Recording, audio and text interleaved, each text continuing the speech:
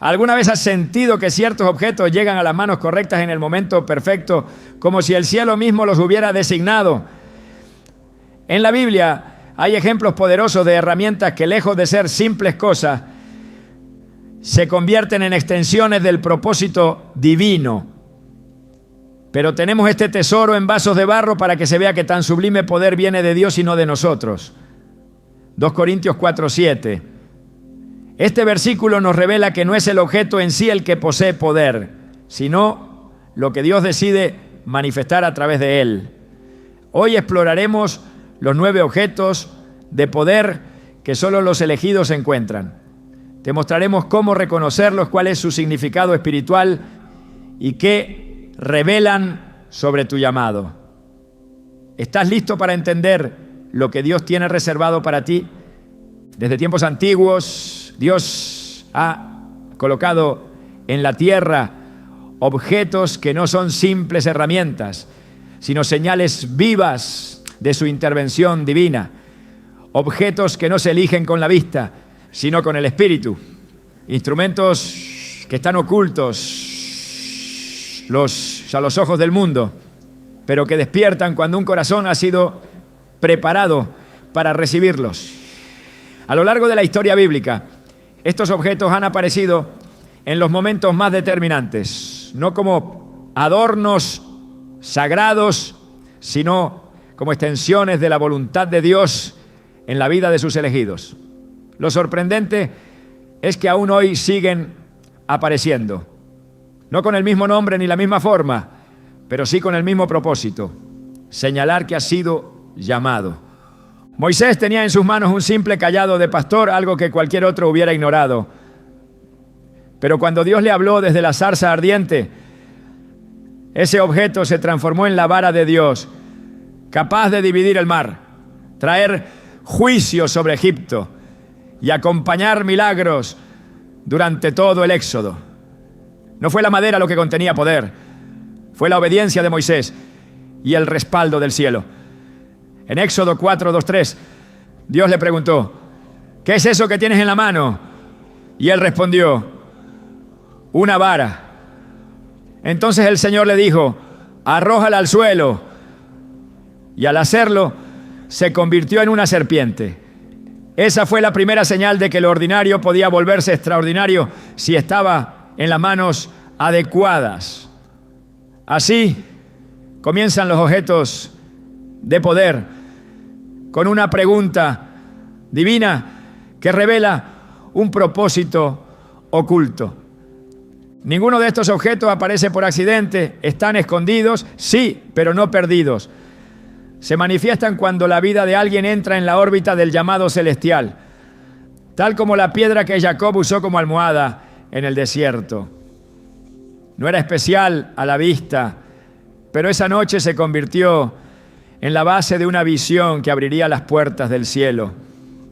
Génesis 28:12 dice que Jacob tuvo un sueño y vio una escalera apoyada en la tierra, cuyo extremo superior tocaba el cielo.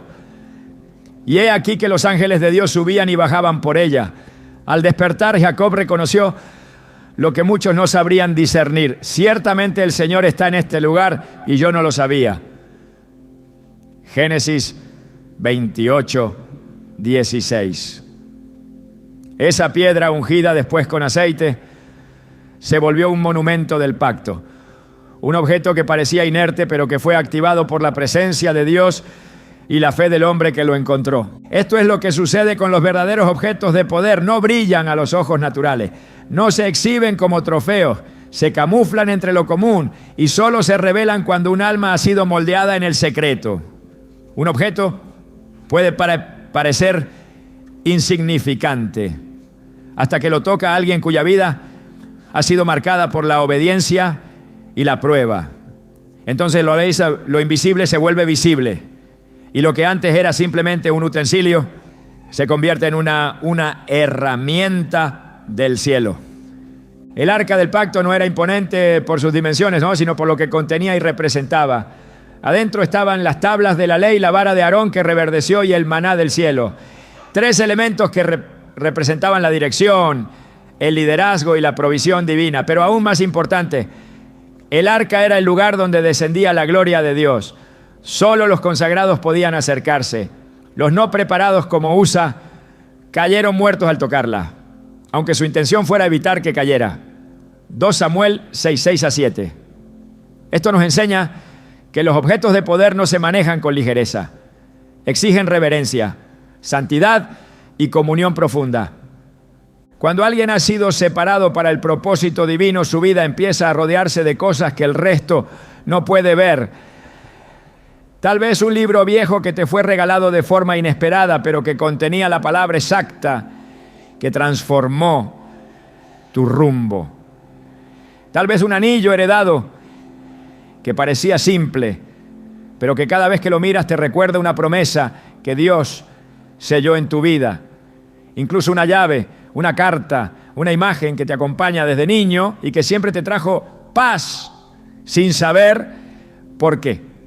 Estas no son casualidades, ¿no? Son activadores de propósito que se manifiestan cuando estás listo para entender su significado. Jesús no necesitó una espada para mostrar su poder. Tomó en sus manos pan y vino y con ellos reveló el misterio más profundo del reino.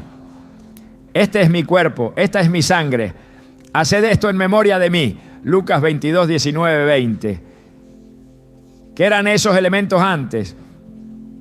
Comida. ¿Qué fueron después? Pactos. Así obra Dios. Transforma lo común en canal de revelación. Pero no lo hace para cualquiera. Solo lo revela a los que han sido formados en secreto. A los que no buscan la gloria, sino el cumplimiento de su destino. Los elegidos no siempre lo saben al principio. A menudo se sienten extraños, fuera de lugar, como si su vida no encajara en los moldes comunes. Pero hay momentos que los marcan, una visión, una palabra que resuena como eco por dentro, una experiencia inexplicable que deja una huella. En esos momentos, Dios empieza a acercar los objetos que ya estaban asignados a su destino. No se los da de inmediato. Primero los entrena, los pasa por desiertos, los purifica. Solo entonces el objeto aparece y cuando lo hace, la conexión es inmediata. Es como si algo que estaba dormido dentro de ti despertara de golpe. Lo reconoces, aunque nunca lo habías visto antes. Sientes que ha sido tuyo desde siempre. David no pidió una espada, pidió seguir siendo quien era. Cuando Saúl intentó armarlo con lo mejor de su ejército, David lo rechazó. En 1 Samuel 17:39 leemos: y David ciñó su espada sobre sus ropas y trató de andar, porque nunca antes había probado eso. Entonces dijo David a Saúl: no puedo andar con esto, porque nunca lo he usado.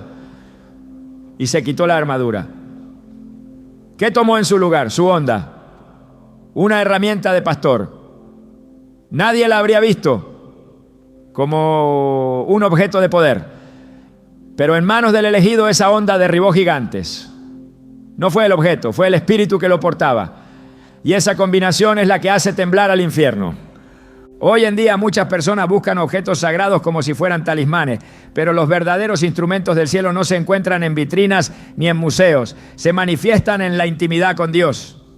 Una Biblia que se abre sola en el pasaje exacto que necesitas.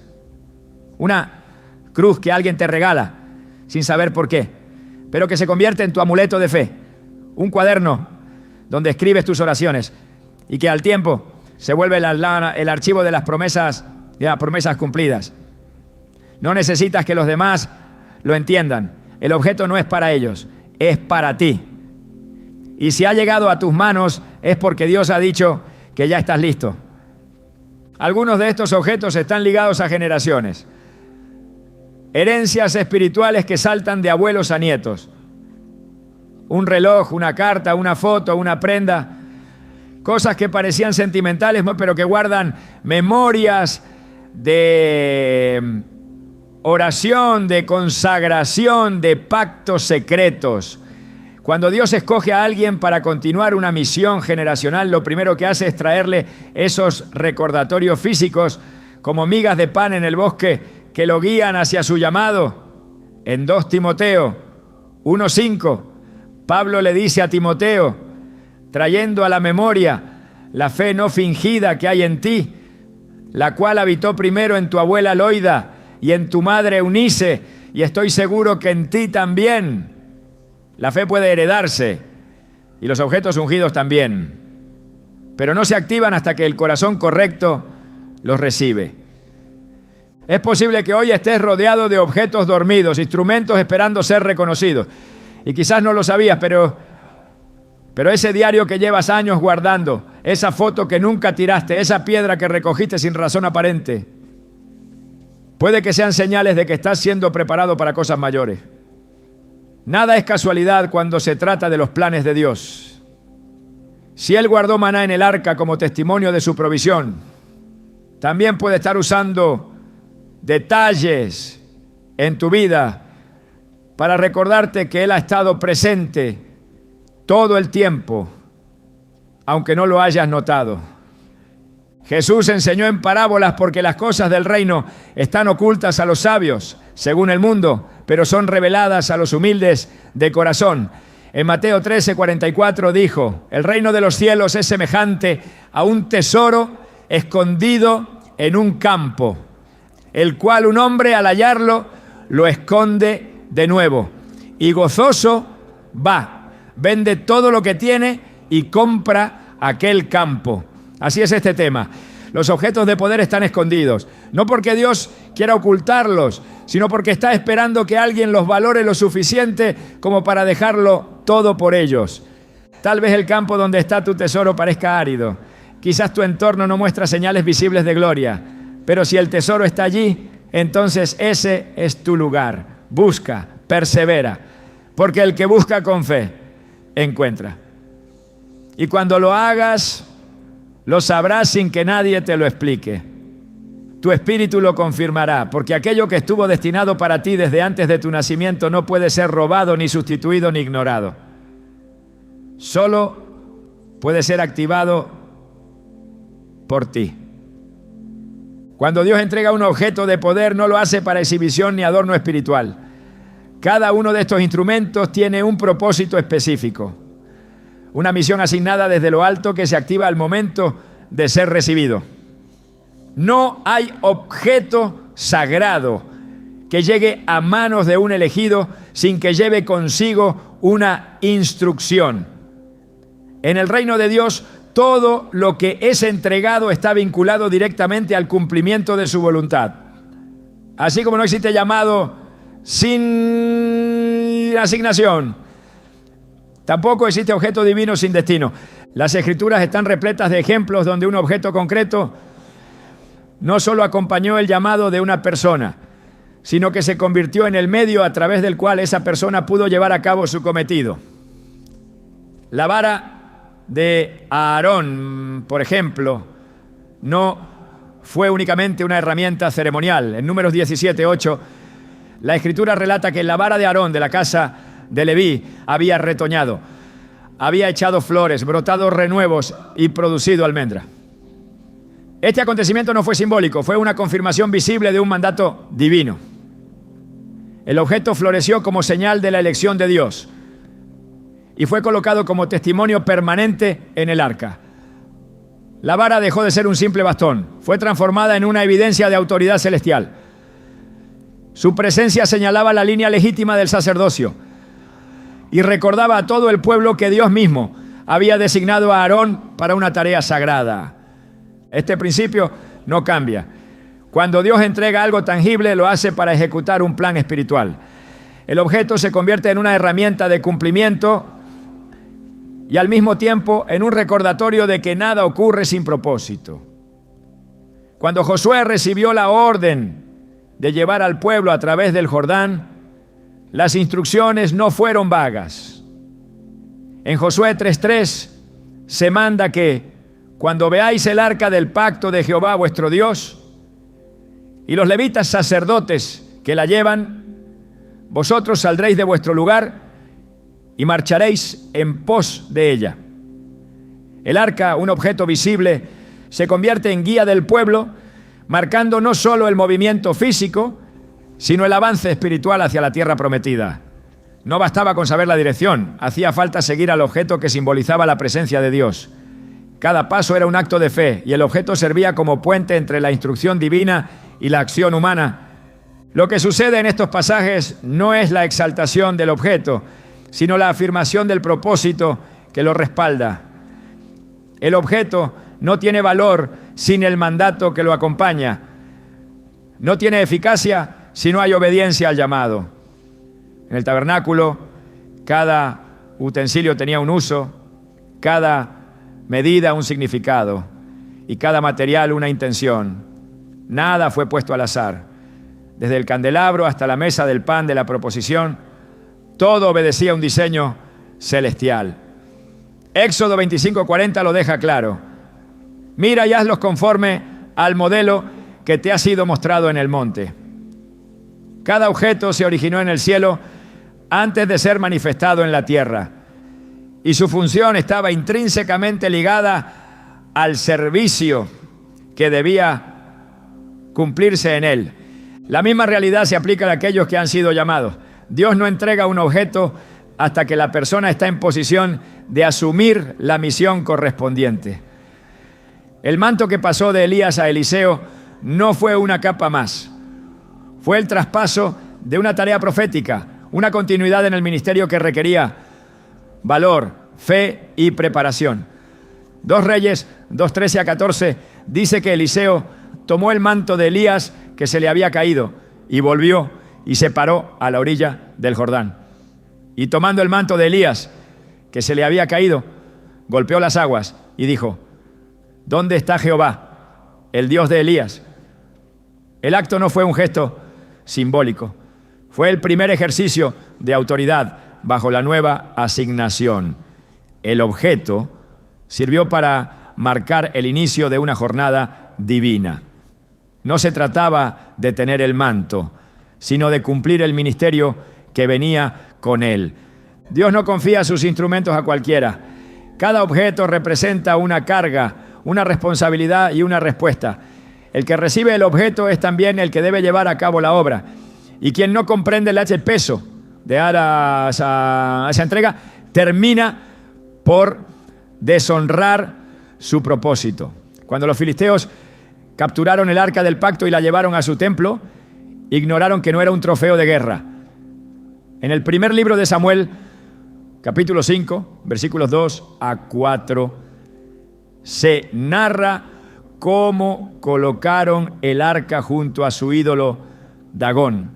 Y al día siguiente, el ídolo estaba postrado rostro en tierra. El segundo día, caído y quebrado. El objeto llevaba consigo una autoridad que no podía ser manipulada por extraños. Su poder no residía en el oro que lo recubría, sino en la gloria que habitaba sobre él. Sin comprensión del propósito, lo sagrado se convierte en juicio.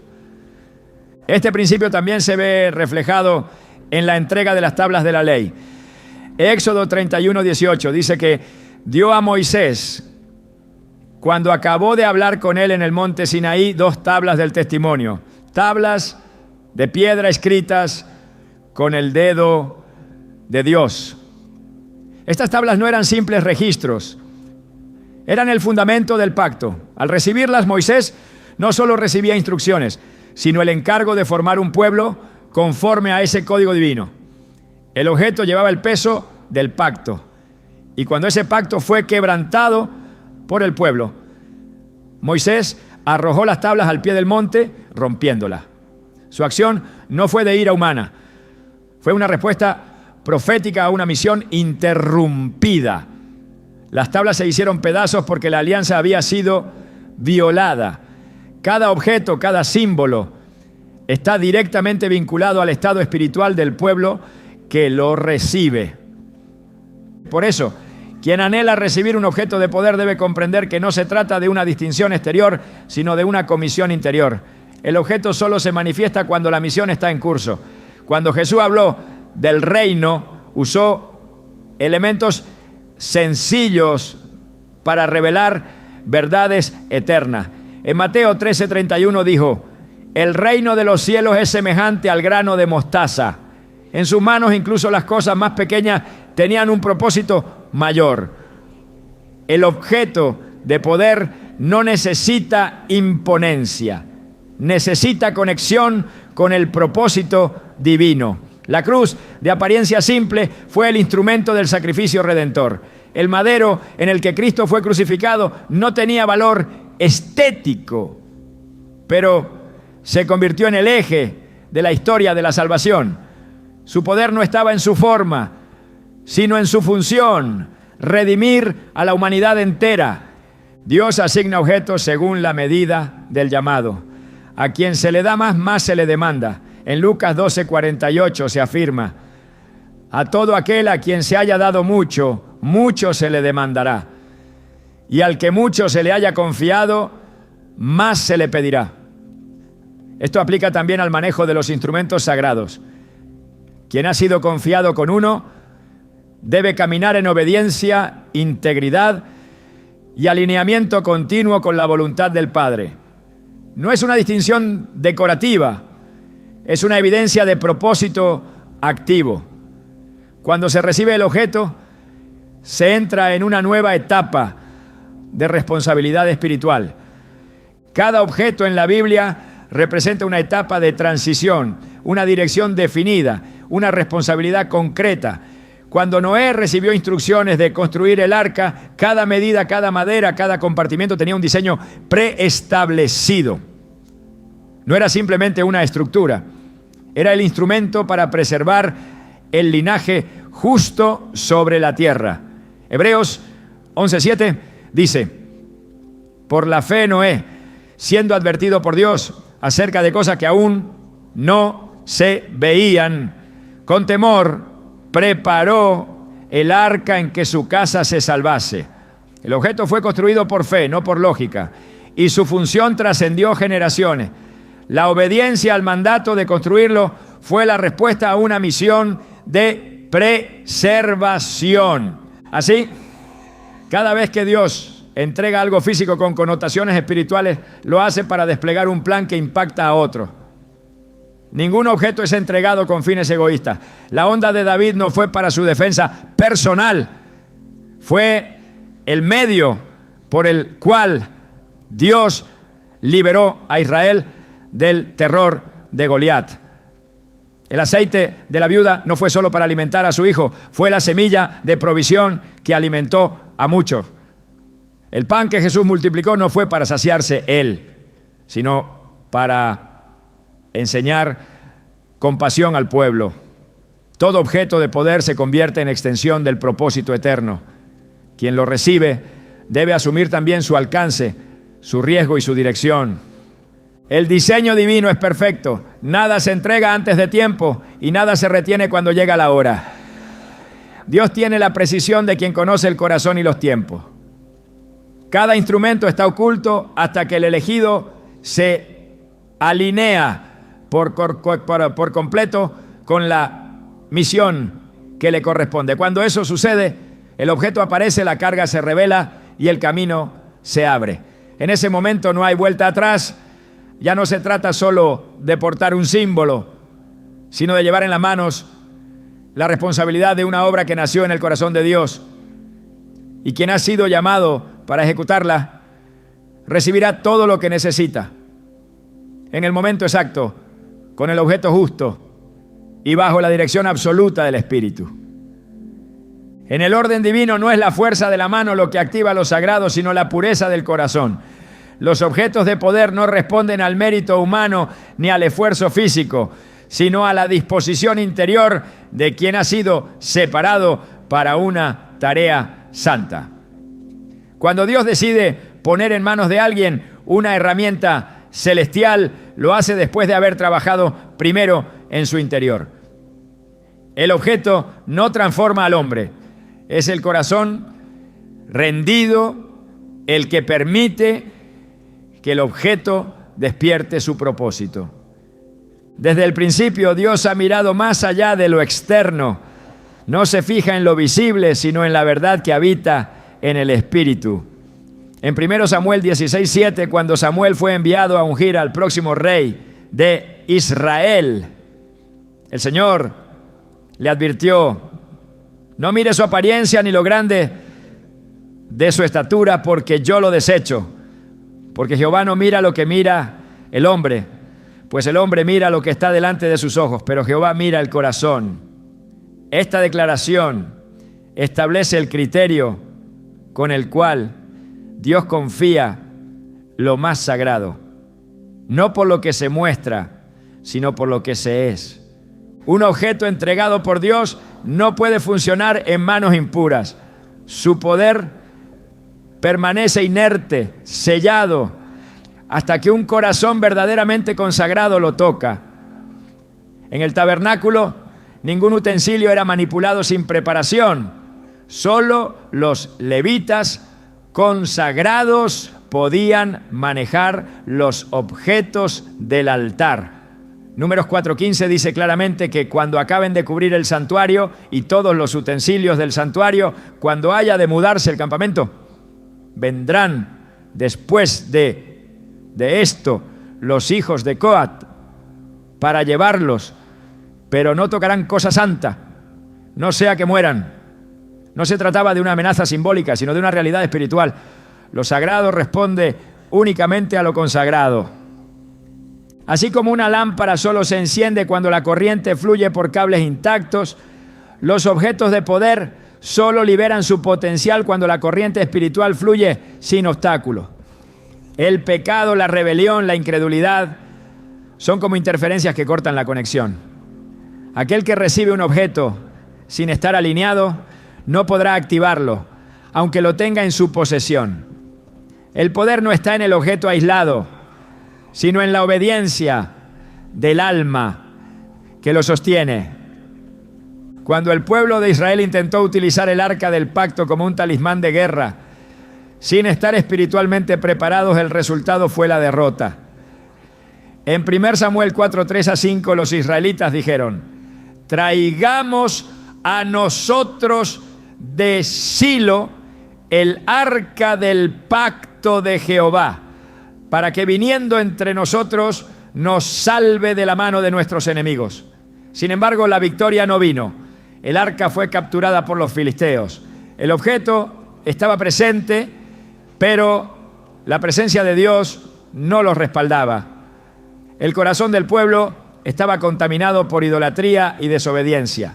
Intentaron usar lo santo como escudo sin haber limpiado primero su camino. Esta escena demuestra que sin un corazón alineado, incluso el objeto más sagrado puede ser ineficaz. Jesús mismo lo enseñó con claridad en Mateo 15:8, citando al profeta Isaías, dijo: este pueblo de labios me honra, mas su corazón está lejos de mí. La conexión espiritual no se mide por lo que se dice, ni por lo que se porta, sino por lo que se vive. Un corazón cercano a Dios es el canal por el cual fluyen las instrucciones del cielo. Y es solo ese tipo de corazón el que puede activar lo que Dios entrega. Cuando el manto de Elías fue dejado atrás, no fue recogido por el primero que pasó, sino por Eliseo, quien había sido probado, entrenado y purificado. Eliseo no pidió el manto por ambición, sino por deseo de seguir sirviendo. Su petición fue clara: te ruego que una doble porción de tu espíritu sea sobre mí. 2 Reyes 2:9. No pidió reconocimiento, pidió unción. No pidió autoridad sobre otros, pidió más del espíritu. Y cuando su corazón estuvo alineado, el manto cayó en el lugar correcto. Fue el estado de su alma lo que lo hizo digno de recibirlo. Este principio trasciende el tiempo. En cada generación Dios sigue buscando corazones que estén preparados para recibir sus encargos. Corazones que no codician el poder, sino que desean la voluntad de Dios. Salmo 24, 3-4 lo establece con fuerza. ¿Quién subirá al monte de Jehová? ¿Y quién estará en su lugar santo? El limpio de manos y puro de corazón, el que no ha elevado su alma a cosas vanas, ni jurado con engaño. No se trata de perfección humana, sino de pureza intencional, de una vida entregada que ha aprendido a soltar lo propio para abrazar lo eterno. Los objetos de poder son extensión del carácter divino. Representan autoridad, justicia, misericordia, guía, provisión, juicio, redención. Pero no pueden ser usados con intenciones mezcladas. En el libro de Hechos, cuando Simón el Mago quiso comprar el poder del Espíritu Santo, Pedro le respondió con firmeza: tu dinero perezca contigo, porque has pensado que el don de Dios se obtiene con dinero. No tienes tú parte ni suerte en este asunto, porque tu corazón no es recto delante de Dios. Hechos 8, 20, 21.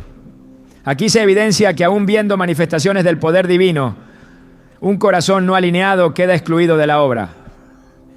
En contraste, María fue elegida para llevar en su vientre al Salvador no por sus méritos externos, sino por su disposición interna. En Lucas 1:38, su respuesta al anuncio del ángel revela su corazón. He aquí la sierva del Señor. Hágase conmigo conforme a tu palabra. La grandeza de su llamado no residía en su posición social, sino en su sumisión total. Y por esa rendición fue depositaria del mayor misterio de redención. El cuerpo que llevaría la vida eterna fue confiado a una mujer que vivía en humildad y temor reverente. Así opera Dios, no busca manos fuertes, busca espíritus obedientes, no busca discursos, busca verdad interna. El corazón del elegido es el recipiente invisible donde se almacenan los planes del cielo. Es allí donde germina la semilla de todo objeto de poder. Y hasta que ese terreno no ha sido arado, trabajado y preparado, el cielo no lo llena. En Ezequiel 36:26 Dios promete: os daré corazón nuevo y pondré espíritu nuevo dentro de vosotros. Y quitaré de vuestra carne el corazón de piedra y os daré un corazón de carne. Esta transformación no es opcional, es la condición fundamental para recibir lo que es santo. Dios no derrama su gloria en lo endurecido, sino en lo sensible, y no entrega sus instrumentos a quienes no se dejan moldear. Cuando el corazón es recto, incluso lo poco se vuelve suficiente. Cuando es recto, el silencio de Dios se convierte en instrucción. Cuando es recto, lo invisible se revela y los objetos que parecían inertes cobran vida. La obediencia desbloquea lo sellado. La humildad libera lo escondido. El quebrantamiento es la llave que abre los depósitos celestiales. Dios no ha cambiado sus principios. Sus ojos siguen recorriendo la tierra buscando a quienes puede confiarle cosas mayores.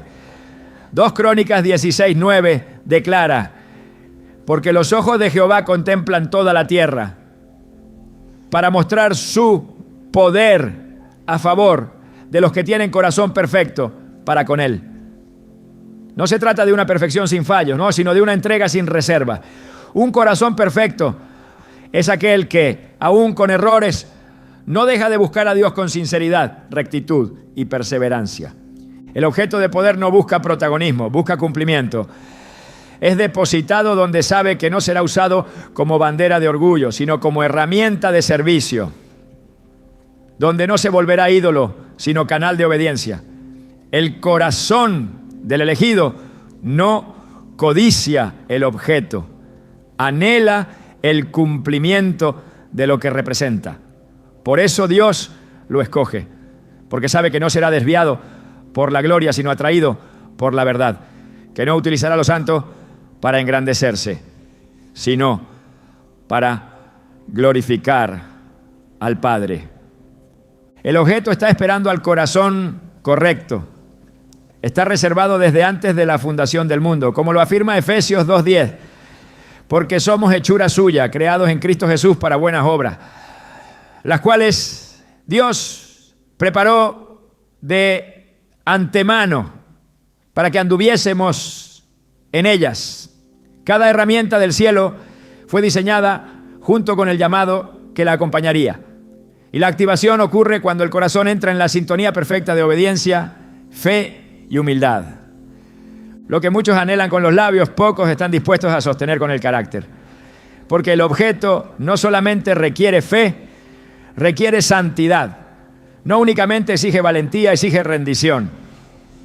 Y cuando alguien se presenta con un corazón contrito y humillado, Dios no lo desprecia, lo acepta, lo llena y lo envía. Salmo 51, 17 lo afirma con poder. Los sacrificios de Dios son el espíritu quebrantado. Al corazón contrito y humillado no despreciarás tú, oh Dios. No es cuestión de capacidad, sino de disposición. No es un tema de historia personal, sino de presente espiritual. Cuando el corazón está listo, el objeto llega.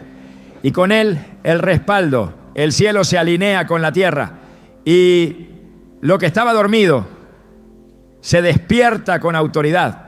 No por manipulación, no por emoción, sino por asignación divina. El corazón abre la puerta. El objeto cumple la misión. Y Dios recibe la gloria.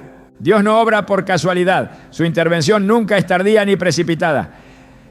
Cada manifestación divina ocurre con precisión perfecta, especialmente cuando la necesidad ha alcanzado su punto más profundo. Así también los objetos de poder que Él ha reservado no aparecen durante los días comunes, sino en los momentos en que el alma se encuentra frente al umbral del quebrantamiento, la duda o la urgencia. Es en esa línea invisible entre el colapso y la fe donde lo sagrado desciende. El objeto no llega cuando todo está en calma. Llega cuando el silencio parece más denso que nunca, cuando la esperanza parece reducirse al mínimo. Allí es donde aparece, como una respuesta tangible del cielo a una necesidad que el mundo no puede suplir. En la Escritura el patrón es constante. Cada vez que un objeto de poder aparece, lo hace en medio de una situación límite. Cuando el pueblo de Israel se encontraba atrapado entre el Mar Rojo y el ejército egipcio, Moisés levantó su vara. Un simple gesto, una herramienta que había usado durante años en su vida como pastor, se convirtió en la puerta hacia la libertad. No fue en el desierto tranquilo donde la vara se manifestó como instrumento de liberación, sino en el momento donde no quedaba otra salida. Éxodo 14, 16. Registra las palabras de Dios. Y tú alza tu vara y extiende tu mano sobre el mar y divídelo. Y entren los hijos de Israel por en medio del mar, en seco. La vara no cambió. Lo que cambió fue el escenario. El momento determinó su activación. Lo divino no se anticipa sin propósito. Dios no muestra su mano por entretenimiento, sino por misión. La aparición del objeto viene cargada de significado, no solo para quien lo recibe, sino para quienes serán impactados a través de su uso. Cuando el profeta Elías enfrentó la sequía, fue en ese tiempo de escasez cuando se le instruyó a ir al arroyo de Querit y después a casa de la viuda en Sarepta. Allí, en medio del hambre, un poco de harina y un poco de aceite se convirtieron en provisión diaria.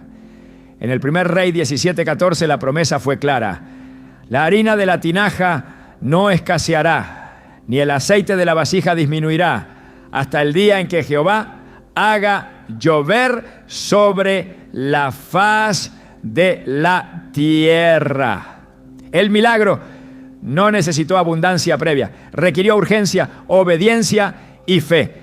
El objeto de provisión apareció cuando no quedaba más que confiar. Así es como Dios trabaja. Su respuesta no es genérica, es específica.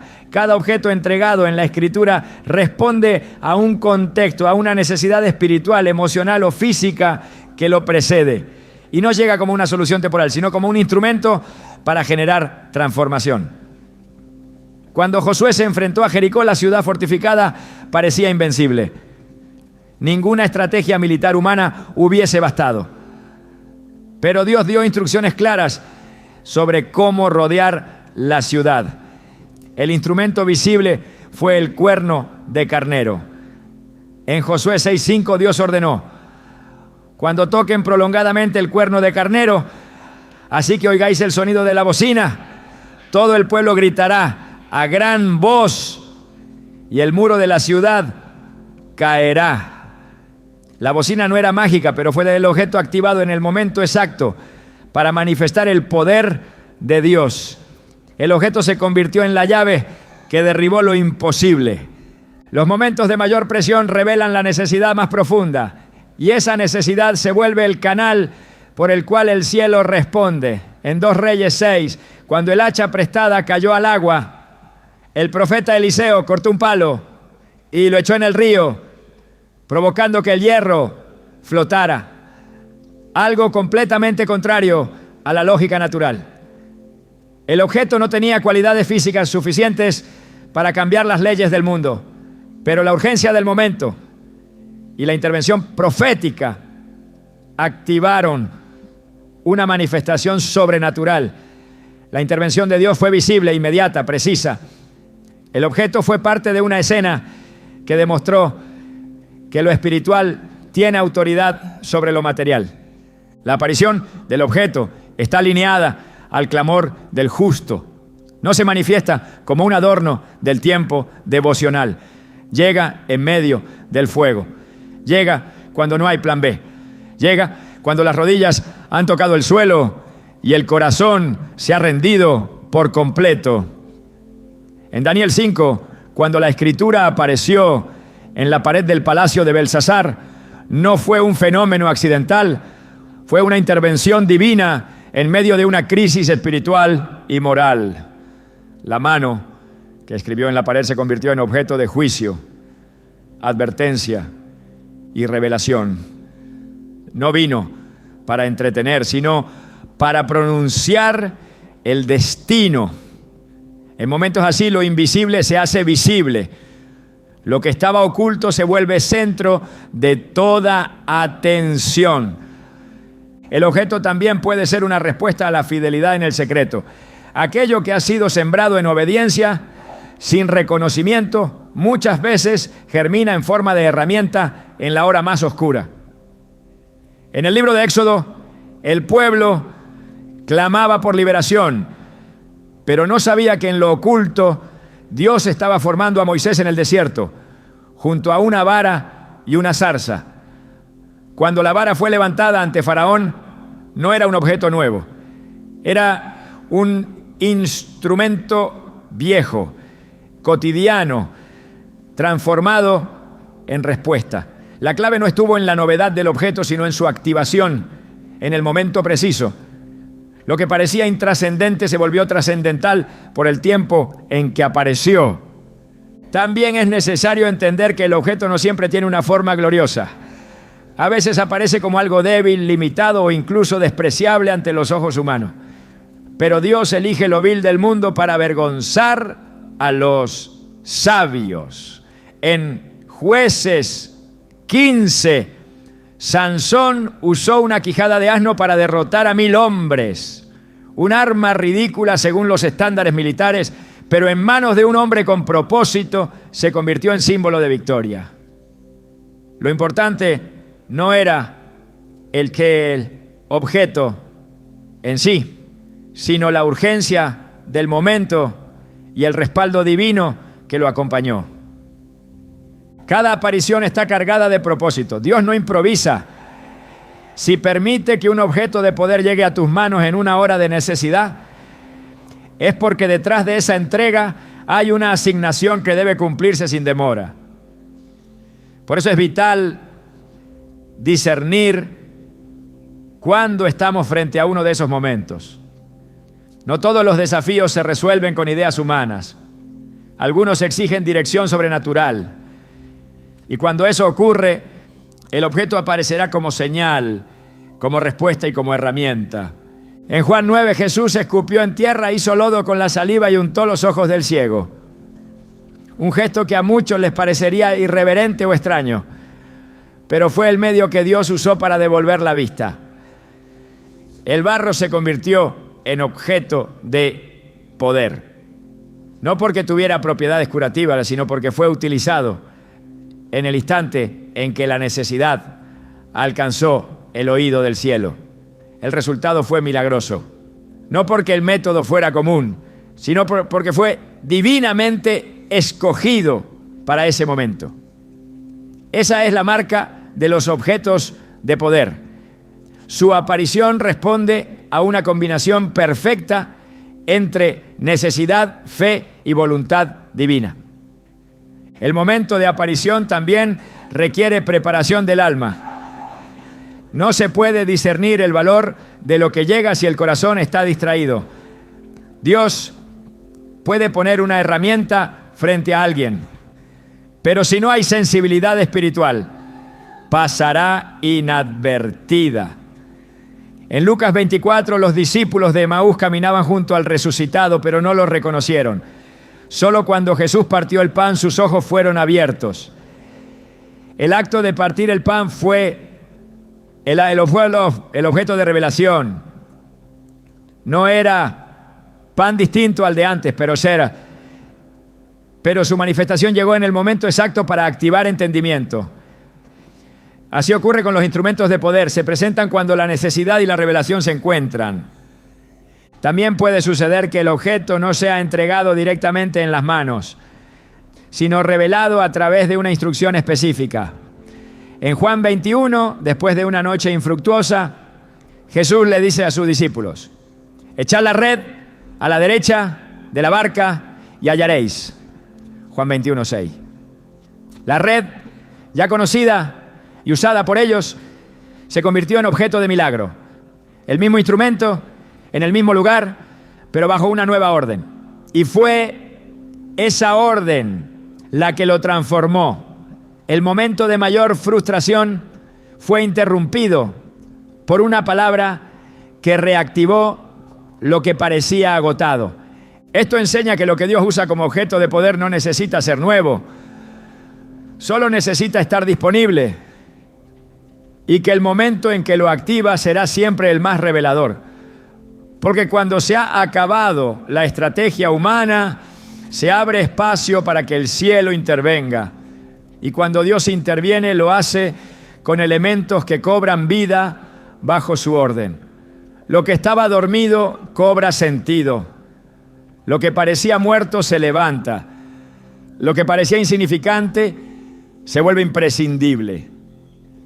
Cuando el alma entra en crisis, el espíritu entra en clamor. Y cuando hay clamor sincero, el cielo responde. El objeto no llega para consolar el ego, sino para direccionar el propósito. No se manifiesta para distraer del proceso, sino para encaminarlo. Y en esa dinámica divina, el tiempo de mayor dolor se convierte en el escenario del mayor descubrimiento. Porque allí, cuando todo parece estar cayendo, Dios aparece con lo que había reservado desde siempre, el instrumento exacto en el minuto perfecto para ejecutar lo que solo Él puede hacer. Por eso es necesario no desesperar en los momentos de presión, no rendirse ante la ausencia visible, porque en los momentos más oscuros Dios ya tiene preparado lo que vendrá a tu encuentro. Ya ha asignado lo que activará lo que llevas dentro. El objeto que sellará tu avance. La herramienta que transformará tu entorno. Y cuando llegue, sabrás que no es fruto de tu esfuerzo, sino señal de que el cielo no ha olvidado lo que prometió.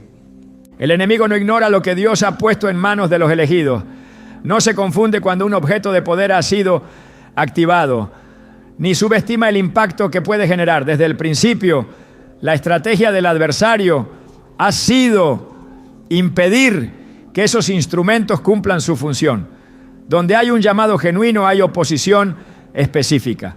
Donde hay un objeto de poder en acción, hay una batalla espiritual que se intensifica. Y esa resistencia no se da por capricho, sino porque el enemigo reconoce el potencial eterno que se desata cuando el objeto correcto está en las manos correctas. Cuando el arca del pacto fue capturada por los filisteos, no fue simplemente una acción militar. Fue una reacción espiritual. El enemigo deseaba neutralizar la manifestación de la presencia de Dios en medio del pueblo. Pero el poder del objeto no podía ser contenido por manos impías. En el primer libro de Samuel, capítulo 5, versículo 4, la Escritura relata que el ídolo Dagón fue hallado postrado y su cabeza y sus manos estaban cortadas sobre el umbral. El objeto había sido malinterpretado como un trofeo, pero su esencia respondía solo a la santidad. Esto demuestra que no importa cuánto intente el enemigo poseer lo sagrado, su manipulación solo provoca juicio y derrota. El poder de Dios no puede ser usurpado, pero sí puede ser resistido. Y ese es el verdadero foco del adversario: impedir que el objeto llegue al elegido o que éste lo active plenamente. El enemigo no tiene temor de los objetos vacíos, teme de los objetos ungidos en manos obedientes. Por eso trabaja desde antes, sembrando confusión, duda, desvío, orgullo, temor. Porque si puede afectar el corazón del portador, puede neutralizar el efecto del instrumento. Así como los filisteos no comprendieron la dimensión espiritual del arca, muchos hoy tampoco reconocen que cada objeto que Dios entrega es blanco de una oposición invisible, constante y estratégica. La guerra no comienza cuando el objeto aparece. La guerra comienza cuando el corazón se dispone a recibirlo.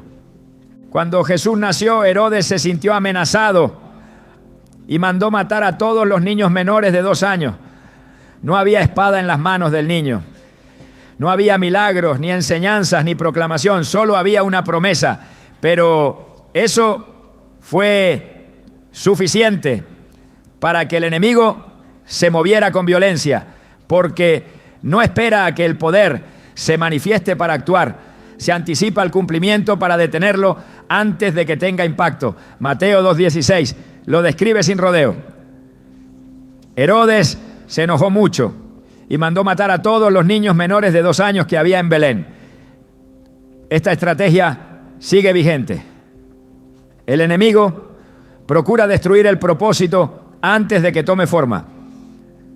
Y si no puede evitar la entrega del objeto, procurará desacreditar, desviar o fragmentar al portador. Las artimañas son diversas.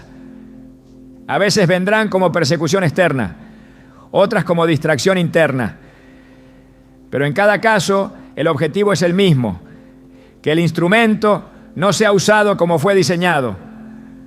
Cuando Nehemías reconstruía los muros de Albura, sus enemigos enviaron cartas falsas, sembraron miedo y conspiraron contra él. Querían detener la obra antes de que se completara. Nehemías 6:9 lo revela, porque todos ellos nos amedrentaban diciendo: se debilitarán las manos de ellos en la obra y no será terminada. Pero Nehemías respondió con oración, vigilancia y perseverancia. Entendió que la lucha no era solamente física, sino espiritual, y por eso el muro se terminó. Porque el enemigo puede atacar, pero no puede vencer a quien está firme en su llamado. El objeto en tus manos puede parecer insignificante a los ojos del mundo, pero en el reino espiritual tiene un eco que trastorna regiones enteras. Un manto, una vara, una vasija, una palabra, una red. Lo que Dios entrega se convierte en un punto de acceso entre el cielo y la tierra, y el enemigo conoce bien las señales de esa activación. Es por eso que no es suficiente recibir el objeto. Es necesario protegerlo, discernir su uso y permanecer firme bajo la cobertura de Dios. La oposición no es señal de error, es evidencia de propósito. El apóstol Pablo lo expresó con claridad. En Efesios 6:12 escribió: porque no tenemos lucha contra sangre y carne, sino contra principados, contra potestades, contra los gobernadores de las tinieblas de este siglo. Esta guerra no se libra con espadas físicas, sino con armas espirituales. Y todo objeto de poder entregado por Dios se convierte también en parte de esa armadura celestial. No puede ser manejado con liviandad. Requiere discernimiento, oración y vigilancia constante.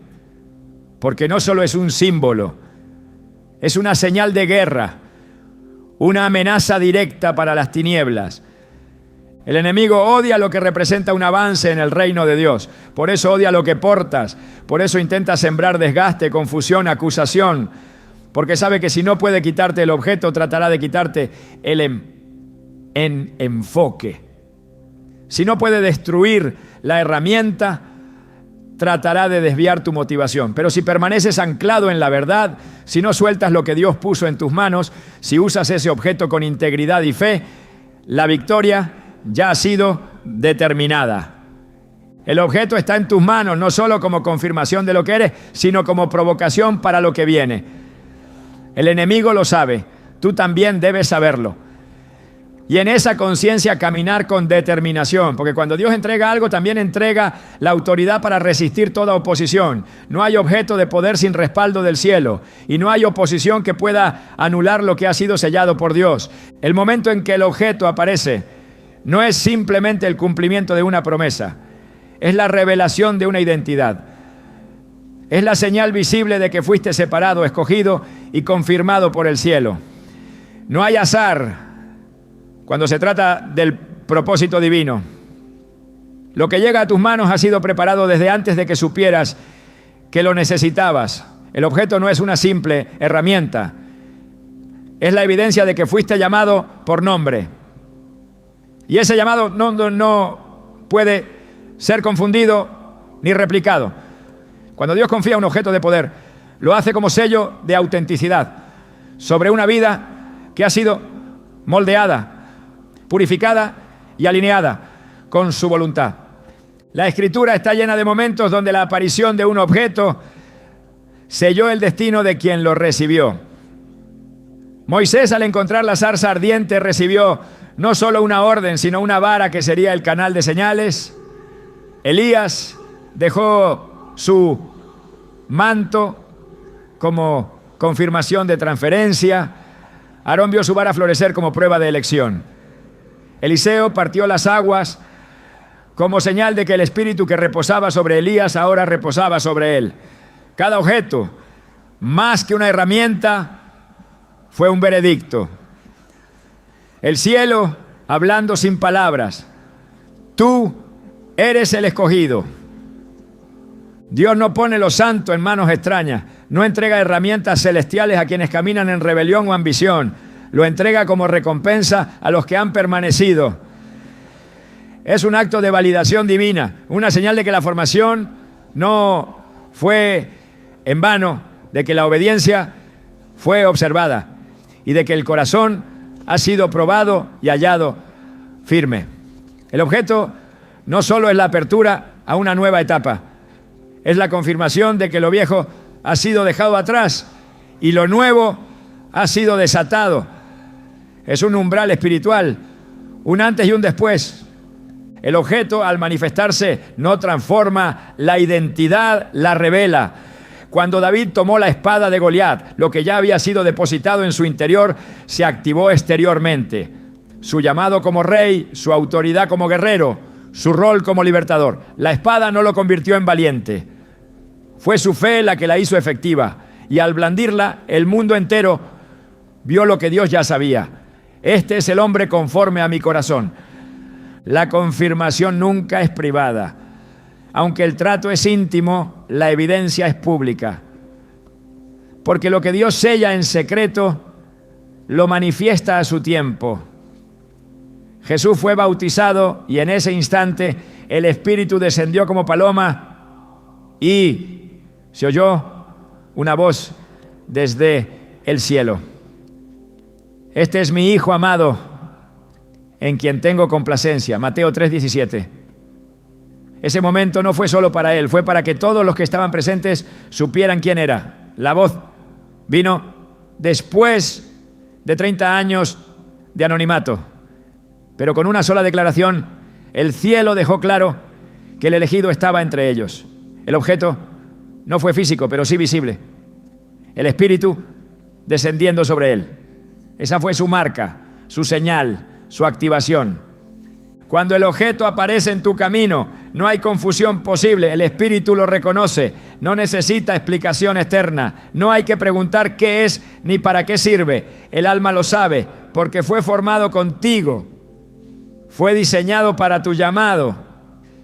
Y aunque estuvo oculto, fue siempre tuyo. En el momento en que llega, no solo cambia tu entorno, cambia tu posición. A partir de ahí ya no caminas buscando aprobación, caminas desde la confirmación. Ya no te esfuerzas por ser visto, te mueves porque fuiste enviado. El enemigo también lo sabe, no necesita que lo diga. Percibe que algo ha sido depositado sobre ti. La atmósfera cambia, las puertas se abren o se cierran con más fuerza. Las personas te miran distinto, aunque no comprendan por qué. Porque la confirmación no necesita explicación humana. El cielo ya habló y eso basta. Romanos 11:29 lo declara con certeza. Porque irrevocables son los dones y el llamamiento de Dios. Cuando el objeto llega con la marca de lo irreversible. No se devuelve, no se niega, no se borra. Está unido a ti y tú a Él. Porque no es un premio, es un encargo. Y quien recibe un encargo celestial no puede volver atrás. El objeto transforma cada paso, cada decisión, cada estación. Y cuando alguien ha sido confirmado por Dios, el mundo lo sabrá. No por lo que diga, por lo que porta, por la evidencia que lo acompaña. No todos los objetos están hechos de materia. Algunos existen, primero como destino, como palabra, como fuego encerrado en los huesos de quienes han sido marcados desde antes de nacer. Porque hay llamados que no comienzan con una señal exterior, sino con una inquietud interna que no se puede silenciar, una carga invisible que presiona, que despierta, que incomoda, como si algo muy antiguo esperara ser activado. Y cuando llega el tiempo de manifestación, no es el objeto lo que se revela, eres tú. El objeto de poder no es la meta, es el reflejo de lo que llevas dentro. Es la llave de una puerta que solo responde al lenguaje del cielo. Y tú, que has sido formado en el crisol del silencio, no fuiste escogido para admirar lo sagrado, sino para cargarlo. Fuiste llamado para portar en tu espíritu lo que otros no pueden sostener en sus manos. Porque no es el objeto el que hace al elegido, sino el elegido el que da sentido al objeto. Todo este tiempo quizás lo has buscado fuera, en el reconocimiento, en la evidencia visible, en los símbolos. Pero lo que Dios reservó para ti nunca estuvo escondido en la tierra, estuvo escondido en ti. El objeto es solo la manifestación de una asignación eterna. Y cuando aparece, no viene a completarte, viene a confirmar que ya fuiste formado, que ya estás listo, que el cielo ha dicho sí. Algunos siguen esperando señales, otros siguen esperando que algo cambie. Pero los que entienden el ritmo del reino saben que cuando el objeto llega, ya no hay excusas, ni retrasos, ni espacio para el miedo. Porque el que fue escogido no puede esconderse cuando la hora ha llegado. La activación es innegociable. Lo que fue reservado para ti no será entregado a otro. Y si se te ha revelado, no es para tu comodidad, sino para el cumplimiento del plan. Este mundo necesita hombres y mujeres que porten lo invisible con convicción. Que entiendan que lo tangible solo es una sombra de lo eterno. Que se levanten sin depender del aplauso, sin negociar la pureza, sin enterrar lo que recibieron por temor. Porque si el objeto llegó, entonces el tiempo ha comenzado. No esperes señales donde ya hay evidencias. No retrases lo que el cielo ya declaró. Fuiste elegido, fuiste apartado y lo que portas no puede quedarse quieto. Ahora es el momento, no de buscar más, sino de avanzar. No de mirar hacia atrás, sino de cargar lo que se te dio y caminar hacia lo que se te prometió. Porque los verdaderos elegidos no se definen por lo que han vivido, sino por lo que están dispuestos a obedecer. Y tú, que llevas el peso de lo invisible, ya no puedes dudar. El objeto está en tus manos, el encargo está en tu espíritu, y la eternidad ya está mirando lo que harás con ello.